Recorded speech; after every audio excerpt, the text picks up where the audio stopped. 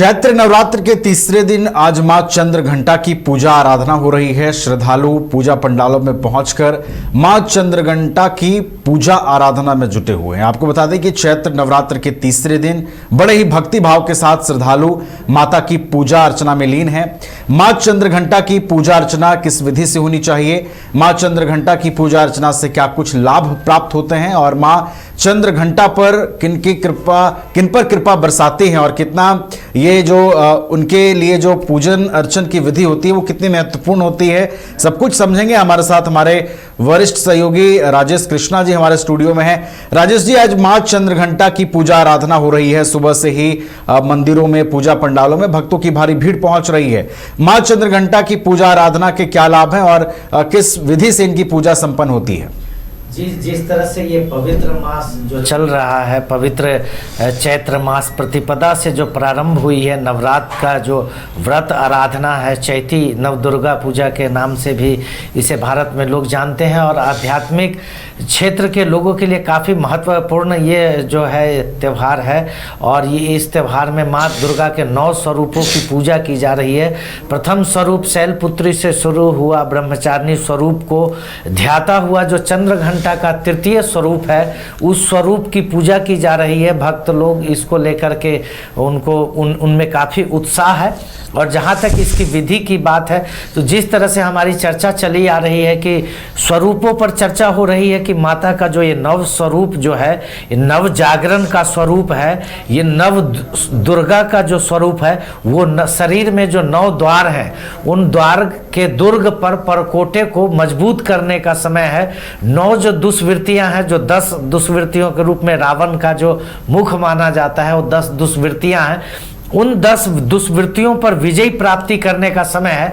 ऐसे में जो माँ चंद्र घंटा का स्वरूप है, ये तृतीय सोपान पर है और ये काफ़ी महत्वपूर्ण है। वो माता का स्वरूप कैसा है? जो चंद्र के समान घंटा को अपने हृदय पे धारण की हुई हैं। घंटे का अर्थ क्या होता है? घंटा किसका प्रतीक होता है? तो घंटा जो प्रतीक होता है उसका प्रतीक ध्वनि है। घंटा जो है रूपक ध्वनि का है और ध्वनि का संबंध और ध्वनि का तत्व आकाश है। आकाश में ध्वनि है।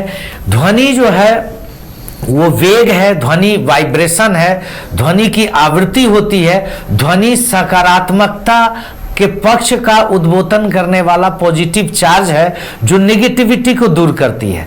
तो जो भक्तों के मन में जो कमजोरी के रूप में, हृदय में कमजोरी के रूप में जो भी भावनाएं हैं, जो नेगेटिविटी है, जो अंधकार है, वो सारा का सारा कमजोर पक्ष को दूर करने के लिए वो जो चंद्र के समान घंटा जो धारण की हुई है, जो नाद ब्रह्म का प्रतिनिधित्व करता है। और इस कहते हैं कथाओं में रूपकों के माध्यम से दुर्गा जी ने कई असुरों का वध युद्ध में, पराक्रम में इस तरह से घंटा का स्वर और नाद उत्पन्न किया जिससे असुरों में भारी वेग उत्पन्न हो गया, असुरों में भारी भय उत्पन्न हो गया और भय और डिमोरलाइजेशन उत्पन्न होने के बाद देवताओं ने उस युद्ध में राक्षसों को पराजित किया। तो ऐसी कथा है। चंद्र के समान ही वो घंटा धारण करती हैं। तो ये जो है ये ध्वनि नाद ब्रह्म का प्रतिनिधित्व करता है और चंद्र के समान ही अर्धचंद्र का तिलक अपने ललाट में धारण करती हैं। वो माता जो है अर्धचंद्र तिलक जो है वो शीतल, शांत और सुभग मन का प्रतिनिधित्व करता है। जो मन पवित्र है, जो मन ऊर्जित है, जो मन शीतल है, जो मन सुभग है, जो मन अचल है, अमल है, अमल अचल मन त्रोण समाना, ऐसा मानस मन को धारण करने के लिए माँ चंद्र घंटा का जो स्वरूप है, जो सौम्य स्वरूप है, उसका दर्शन, उनका जो सौम्य रंग है सुनहरा, उसका दर्शन, उनका जो सौम्य स्वरूप जो शिव को पसंद है, क्योंकि ऐसी कही जाती है कि जो चंद्र घंटा का स्वरूप है, माँ चंद्र घंटा का स्वरूप शिव के अर्धांगिनी स्वरूप में धारण करने के बाद पार्वती से जब विवाह हुआ तो उन्होंने भगवान शंकर को प्रसन्न करने के लिए ऐसा अर्धचंद्र और सौम्य स्वरूप धारण करती हैं। माँ की 10 भुजाएं हैं और सिंह पर सवार करती है। 10 भुजा में माँ वर मुद्रा में है, माँ अभय मुद्रा में है, अस्त्र शस्त्र शस्त्र, त्रिशूल, पिनाक, शूल, ये सब धनुष,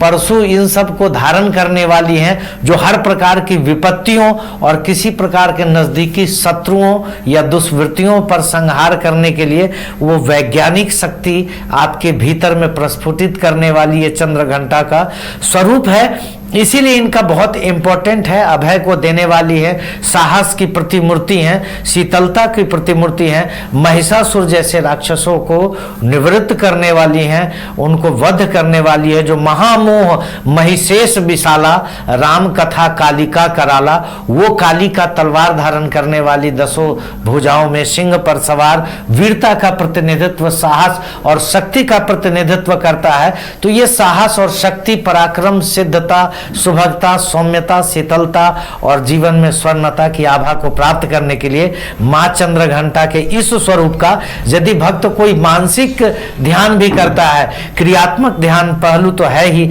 लेकिन मानसिक ध्यान भी करता है, सुन भी लेता है, ज्ञान से भी जान लेता है, तो उसको उस लाभ की प्राप्ति होती है। आपकी ये मां चंद्र घंटा के स्वरूप का लाभ आपको मिले, ऐसी मंगल कामना।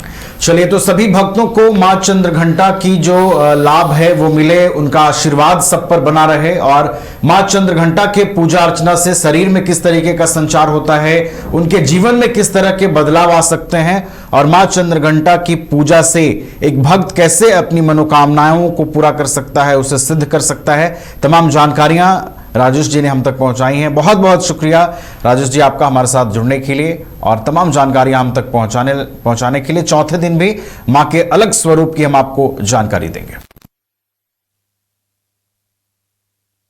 घर रहने का मकान भर नहीं, ये खुशियों की तिजोरी है। दरवाजे पर दस्तक देता पड़ोस, खिड़कियों से उमड़ आता आसमां, तारों में उलझी ऐसी ना जाने कितनी दास्तां।